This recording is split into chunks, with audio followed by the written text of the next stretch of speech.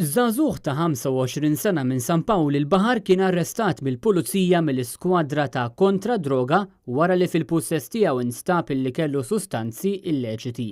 Fit-tfittxija f'San Pawl il-Baħar stess, il-Pulizija sabet madwar 2 kilo pjanta tal-kannabis, ftit inqas minn kilo raża tal-pjanta kannabis u madwar 100 pakkett b'sustanza maħsuba MDMA lesta biex tinbieħ. Instabu wkoll madwar 600 euro fi flus kontanti.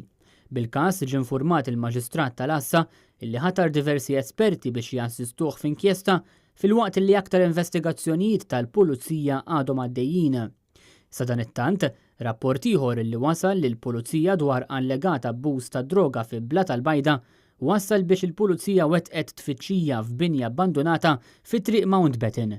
Għal-ħabta tal-5:30 ta' tnejn, il-Pulizija rċevit ir-rapport illi fil-binja seta' kien hemm xi bejħ jew abbuż ta' droga la darba l-post ilu vojt għal ċertu żmien. Madankollu tfittxija mill-membri mir-Rapid Intervention Unit wassal biex it-tfittxija rriżultat fin-negattiv.